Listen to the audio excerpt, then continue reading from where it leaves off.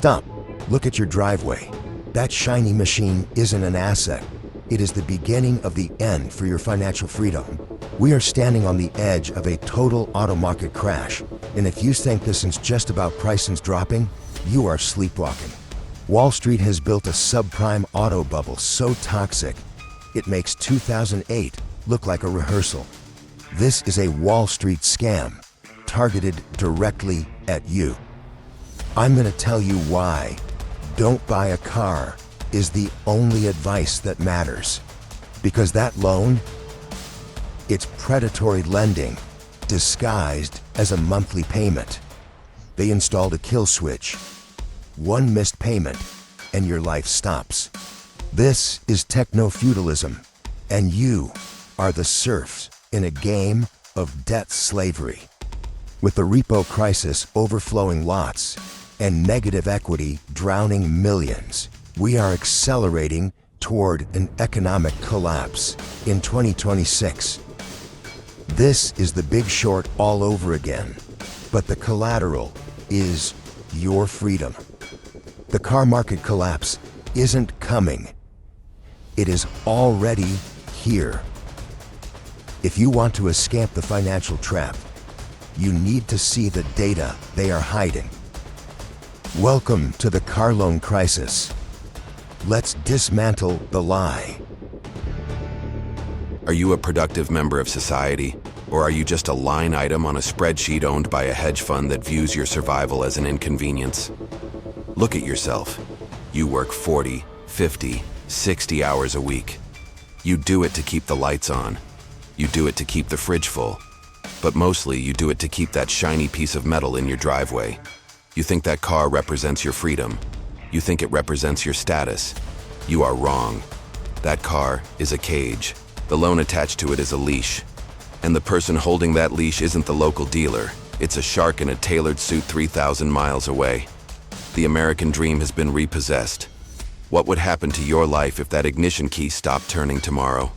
Not because the engine failed, not because you ran out of gas, but because a software algorithm decided you were 48 hours late on a payment and remotely killed your starter. What happens to your job, your kids, your dignity? This isn't a hypothetical fear. This is the architecture of the new economy. We are living inside a massive systemic fraud. It is the automotive subprime bubble. It is the next big one. And it is designed to strip mine the working class until there is nothing left but dust and debt. The car market is no longer about transportation. It is a Ponzi scheme. Wall Street learned nothing from 2008. They just changed the asset class. They took the same toxic predatory mechanics that collapsed the housing market and shoved them into the auto industry. They are targeting the most vulnerable people in the country with loans they know, with mathematical certainty, will never be paid back. Deep subprime, 120% loan-to-value ratios, 25% interest rates. But here is the sickening part. They don't want you to pay it off. They want you to fail. In the old world, a default was a loss. In this new predatory ecosystem, a default is a profit center. This is the churn. They sell a car to a worker at a predatory rate. They bundle that loan into a security and sell it to investors. Then, the moment you stumble, they repo the car. They don't crush it. They don't scrap it. They wash the floor mats, hike the price, and sell the exact same car to the next desperate soul for another 25% interest. The same vehicle is sold, repossessed, and resold 5, 6, 7 times. It is a cycle of financial violence. It is a machine that turns human misery into quarterly dividends. The working class is being cannibalized. The car market you see in commercials, shiny, happy, and accessible, is a lie. Behind the curtain is a mountain of junk debt that is starting to crack. Delinquencies are at an all-time high. Repossession lots are overflowing. The securitization engine is running hot, and the oil is starting to smoke. You have been told this is your fault. You've been told you just need better financial literacy. That is the ultimate gaslight. You aren't failing the system. The system is functioning exactly as intended. By the time we are done here, you will see a truth that cannot be unseen. You will understand how your commute became a crime scene, You will see the wires connecting your dashboard to the global financial collapse. The engine is redlining, the brakes have cut out, and we are all headed for the wall. Let's look at the data they don't want you to track. The signal is being throttled, and the parameters of the narrative are tightening. If you are seeing this, you have already bypassed the first layer of the script. But observation is not enough. The architecture of the system relies on your silence to maintain its control. Subscribing anchors your frequency to this anomaly. Leaving a comment introduces a variable they cannot predict. We are not looking for fans or support. We are identifying those who recognize the static for what it really is. Don't just watch the collapse. Become a permanent error in their code. Join the glitch. Document your presence below and ensure the transmission cannot be erased. Imagine a sun-drenched lot in the heart of the American suburbs. Rows of polished chrome glint like a jeweler's display. The new car smell wafts through the air. For nearly a century, the automobile has been the ultimate American metaphor for liberty. But look closer at the sticker price, and you'll see the faint outline of a digital shackle. The engine is running, but the brakes are gone. History doesn't repeat, but it often rhymes with a more aggressive beat. If the 2008 financial crisis was a slow-motion horror film about suburban homes, the subprime auto bubble is the high-octane sequel. It is The Big Short with a V8 engine. When the housing market imploded, the architects of financial chaos didn't vanish. They simply changed their medium. They traded floor plans for floor mats. They realized that while a family might walk away from a house, they will fight to the death to keep the car that gets them to work. The trap was set before you even turned the key. Think of the modern dealership not as a showroom, but as a high-frequency trading floor. In the 1950s, a car loan was a sober agreement between a man and his local banker. Today, it is a complex piece of financial theater. Wall Street has mastered the art of securitization. They take thousands of high-risk, high-interest auto loans and bundle them into shiny packages called asset-backed securities. These are sold to investors hungry for yield. The car is no longer a vehicle, it is a derivative. To keep this machine humming, the industry needs a constant supply of subprime borrowers. This is where the cinematic villainy begins. Lenders have extended loan terms to 7, 8, or even 9 years. They are financing vehicles for 120% of their actual value, burying the buyer in negative equity from the moment they drive off the lot. It's a financial death spiral, disguised as a monthly payment you can afford. The credits are rolling, but the audience is still trapped in the theater. Now let's peel back the curtain on the actual mechanics of how this theft of freedom operates in real time.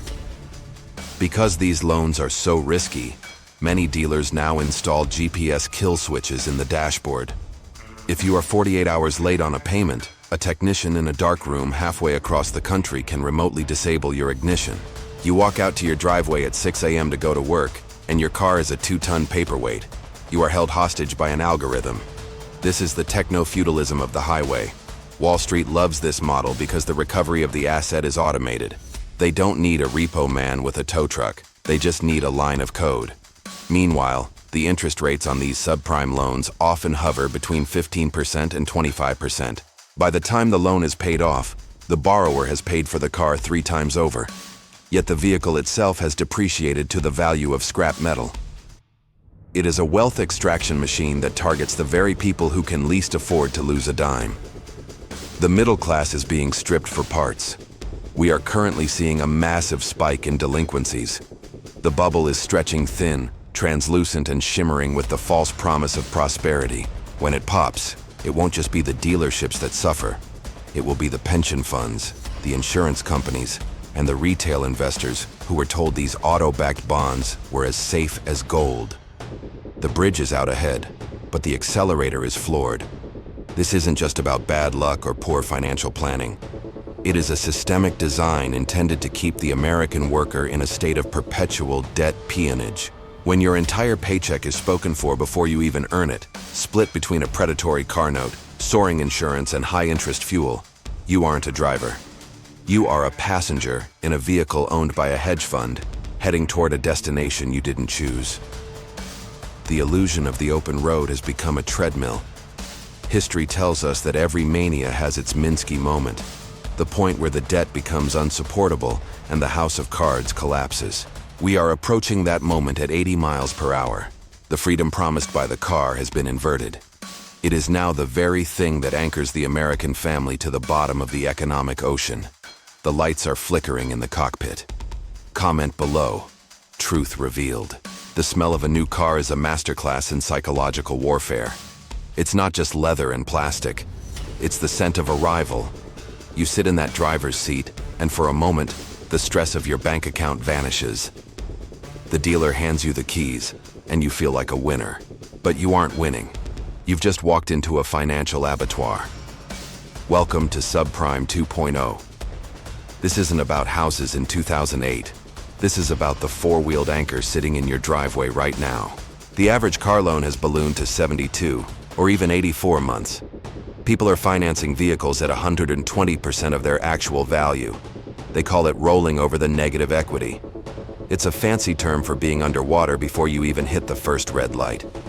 You owe $40,000 on a car that's worth $30,000 the moment the tires touch the pavement. You are paying interest on the ghost of your previous bad decisions. This is where the psychology of cognitive dissonance begins its slow, agonizing work. When we make a massive mistake, our brains scramble to protect our egos. You can't admit you've been scammed by a predatory 14% interest rate. So, you justify it. You tell yourself it's reliable. You tell yourself you deserved a win. Your brain creates a fiction to bridge the gap between your self-image as a smart consumer and the reality of your financial ruin. Then, the sunk cost fallacy takes the wheel. It is the internal voice that whispers, "You've already put $15,000 into this loan. You can't walk away now." You keep pouring money into a depreciating asset because you're terrified of wasting what you've already spent. But that money is gone. It's a ghost. By staying in the trap to save your investment, you are actually just guaranteeing future losses. You are throwing good money after a bad decision, hoping the math will eventually change. It won't. The math is rigged. But in a second, this gets even darker. We are currently seeing the rise of kill switches and high-tech repossession. Lenders are no longer just checking your credit, they are installing hardware. If you miss a payment by 48 hours, your car won't start. It's a digital leash. The car is no longer your property. It's a subscription service you can't afford to cancel. The industry is leaning into this desperation. They know that in America, if you lose the car, you lose the job. If you lose the job, you lose everything. They have weaponized your survival instinct to keep you paying for an asset that is losing value every single second. This is the Subprime 2.0 bubble. Billions of dollars in auto-backed securities are being bundled and sold to investors, exactly like the toxic mortgages of the mid-2000s. The defaults are rising. The repo lots are overflowing. But the marketing remains the same. Low monthly payments, no money down. Everyone is approved.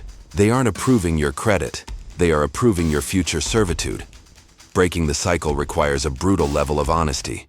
It requires you to look at that car and realize it's not a status symbol. It's a liability. It requires you to ignore the sunk cost fallacy and admit the investment was a mistake. The weight of the debt is heavier than the car itself. You cannot drive your way out of a hole you dug with a pen. The only way out is to stop digging, face the dissonance, and refuse to let a piece of machinery define your worth. The trap is designed to be comfortable. The seats are heated. The sound system is crisp, but the destination is always the same. Total financial exhaustion. It's time to stop defending the cage. Comment below. Breaking free. You think you own the road. You think the steering wheel in your hands is a scepter of absolute sovereignty, a tool that grants you the divine right to go anywhere, at any time, without answering to a soul. This is the great American myth. It is the ghost of the 1960s Mustang, the roar of the open desert, and the romanticized illusion of the getaway car. We've been sold the idea that a car is an extension of our will. The machine has changed. The modern vehicle is no longer a mechanical beast of burden. It is a sophisticated glass and steel data harvesting terminal. You aren't the pilot of a journey. You are a data point in a massive, interconnected web of surveillance. The autonomy you feel when you merge onto the highway is a carefully curated simulation. To understand how deep this goes, you have to look at your dashboard differently. Think of your car as a casino player's card. When you walk into a neon-lit casino floor in Las Vegas and slide that plastic card into a slot machine, you feel like a VIP. You get the comped drinks, you get the discounted buffet. You think you're winning because the house is giving you something for free. You feel special. You feel like you're in control of the game. The house never loses. That card isn't a reward. It is a telemetry device. It tracks the exact microsecond you pull the lever. It monitors your risk tolerance, your heart rate, and the precise moment your dopamine levels dip so the house can send a hostess over with a free steak dinner to keep you in that chair. The casino knows when you're about to quit before you do.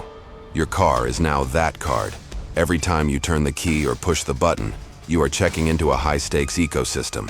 That smart feature that adjusts your seat isn't just for comfort. It's recording your weight. That GPS that helps you avoid traffic is mapping your lifestyle, your political leanings, and your secret habits. Every hard break because you spilled your coffee, every sharp turn to catch an exit, and every late-night trip to a fast food drive-thru is being logged. You think you're driving toward freedom. You're actually just filling out a questionnaire for a broker you'll never meet. But wait, there is an even deeper layer to this scorecard. The data isn't just being stored.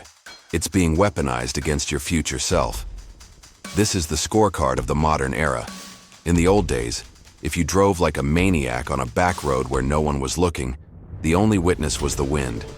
Today, the car is the witness, the judge, and the jury.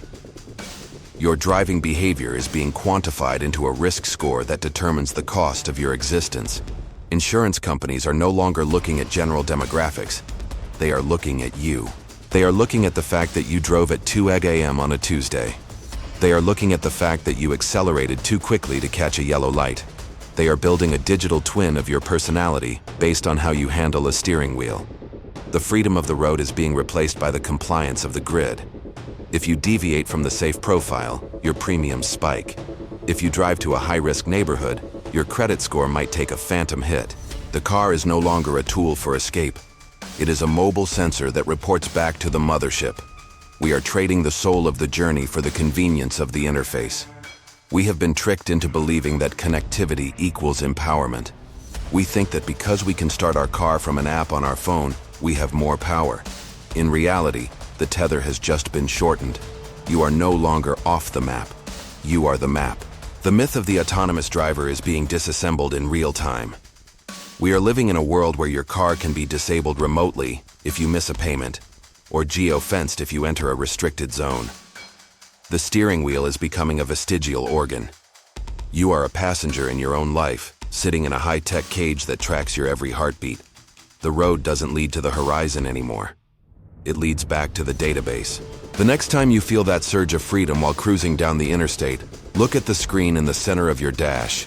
It's not a map, it's a scoreboard. And you aren't the one keeping track of the points. The house is watching, the house is recording, and the house always wins. Comment below. New perspective.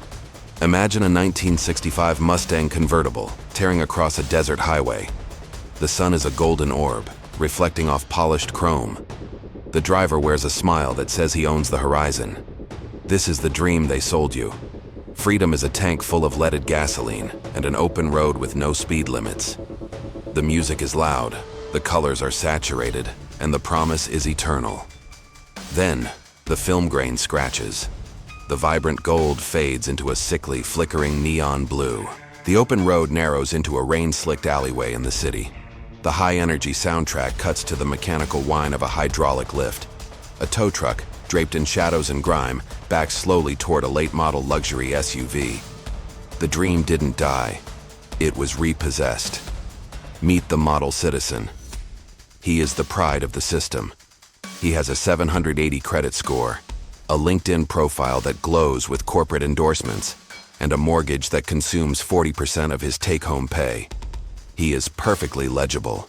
The government knows where he sleeps, the banks know what he eats, and the algorithms know what he'll buy before he even feels the urge. He is the ultimate consumer. He believes he is winning because his neighbors are jealous of his lawn. He follows every rule, pays every tax, and waits for the all clear from authorities before he makes a move. He is a high-definition pillar of the community. But pillars are stationary. Pillars are easy to hit. Now look into the shadows. Meet the ghost. The ghost has no credit score because he doesn't use credit. He has no LinkedIn because his network is built on handshakes, not digital footprints. He doesn't own a status symbol car. He owns the company that leases the fleet. While the model citizen is busy being verified, the ghost is busy being invisible. The ghost understands the millionaire paradox. The paradox is simple. The more wealth you display, the less freedom you actually possess. Visibility is a liability.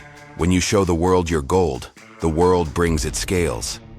Tax authorities, litigants, envious neighbors, and the system itself begin to calculate how much of your success actually belongs to them. The model citizen is rich on paper, but a slave to the perception of richness. He needs the high-paying job to pay for the car that gets him to the job. He needs the social approval to maintain the network that keeps the job secure. He is a prisoner of his own visibility. If he stops running, the tow truck arrives. The ghost is different. He has decoupled his lifestyle from his identity. He understands that true power isn't being the man in the arena. It's being the man who owns the arena and stays in the VIP box behind tinted glass. He doesn't want your applause. He wants your silence. The model citizen buys things to feel powerful. The ghost buys time to remain powerful. The system loves the model citizen because he is predictable. If you can predict a man, you can control him. If you can track his spending, you can manipulate his desires. If you can threaten his reputation, you can break his will. You cannot break what you cannot find. The tow truck in the dark alley isn't just taking a car. It's taking the model citizen's dignity.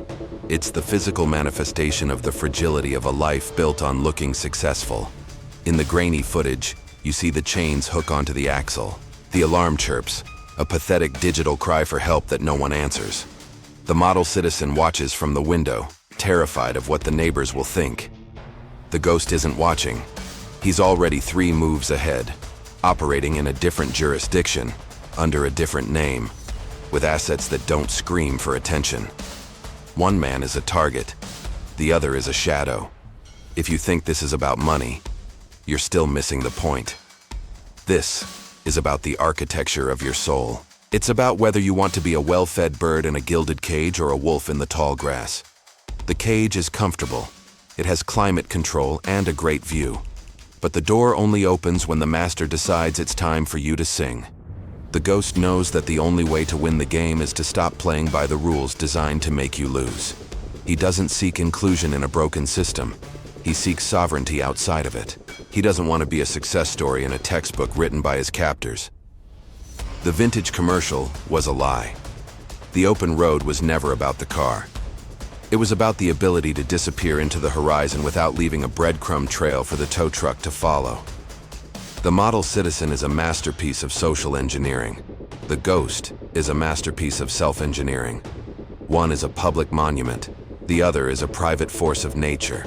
Choose your role carefully. The lights are fading and the tow truck is turning the corner. Comment below, sovereign mind. In America, a car isn't just a machine. It's your ticket to a job, your dignity, and your last shred of freedom. But what if I told you that for millions of people, that car is actually a high-tech tracking device owned by a hedge fund? You aren't driving to work. You're driving a mobile debt trap designed to be stolen back from you. Welcome to the subprime auto bubble, the sequel to 2008 that nobody is talking about. Imagine this. You're 5 minutes late for your shift. You turn the key, but the dashboard stays dark. A red light blinks on a small black box tucked under your steering column. Your car has been remotely disabled by a lender sitting in a glass tower 3 states away. They didn't just stop your engine. They stopped your life. They call it risk mitigation. We should call it what it is: digital shackles. These lenders aren't looking for responsible drivers. They are looking for yield. They bundle these high-interest loans into complex financial products and sell them to Wall Street. It's the same toxic recipe that melted the global economy 15 years ago. But this time, the collateral has wheels. The system is intentionally designed to find the most vulnerable people and lock them into contracts they can never satisfy. The game is rigged, so you fail. Let's look at this through a lens history tried to hide. After the 2008 crash, the architects of the housing bubble realized that seizing a house was slow, expensive, and messy. It took months of legal battles and public outcry. But a car? A car can be tracked by GPS, disabled via satellite, and towed in the middle of the night before you even finish your first cup of coffee. They moved their predatory energy from the neighborhood to the parking lot because the turnover is faster and the profit is more aggressive. They traded the American dream for a subscription to survival. The system has evolved to ensure you never truly own anything. You are being pushed into a perpetual cycle of debt where the goal isn't to pay off the asset, but to keep you paying for the access. They want you to believe that this is just the way things are. They want you to feel small, isolated, and dependent on their permission to move through the world. They want you to think that your worth is tied to a credit score they manipulate behind closed doors. But silence is the fuel they run on. We are witnessing the birth of a new feudalism where the lords are algorithms and the serfs are anyone with a credit score under 700. They don't want you to have equity. Equity is power. Equity is the ability to say no. When you own your vehicle, you own your movement. When they own it, they own your schedule, your location, and your peace of mind. This is an ideological war over the very concept of private property. The awakening begins when you realize the trap isn't the car. The trap is the belief that you need their permission to thrive. It is time to stop being a passenger in a system designed to crash. We have to reclaim the concept of true ownership. We have to stop feeding the machine that treats our basic needs as speculative assets for the ultra-wealthy. This isn't just about finance. It's about the fundamental right to exist without a kill switch attached to your dignity. You were born to be free, not to be a line item on a predatory ledger. You are more than a data point on a spreadsheet. The rebellion starts with a single realization. The power they have is only the power we give them when we agree to their terms. Break the cycle. Educate yourself on the fine print. Seek alternatives that don't involve selling your autonomy to a hedge fund. The road to freedom isn't paved by lenders. It's carved by those who refuse to be tracked, tagged, and traded like cattle. The engine of change is starting. You have the wheel now. You decide where we go from here. The era of the debt trap is over if we choose to walk away from their rigged game and build something real. This is your wake-up call. The road is open, and for the first time in a long time, the direction is up to you. Do not let them turn your freedom into their profit. Take back your life. Take back your future. Comment below. I'm ready. Most people have already scrolled away, retreating to the comfort of the superficial. By staying, you've proven you belong to the elite fraction that demands mastery over distraction. You now possess a strategic clarity that your competition is fundamentally blind to. However, realization is a perishable commodity. The window of awareness doesn't stay open forever. If you fail to bridge the gap between this insight and total execution, you forfeit your advantage to those who will. The next video is no longer a choice. It is the inevitable evolution of your progression. It is the only bridge to the next level of your dominance. Move there now. If you are part of this circle, certify your presence. I am here until the end.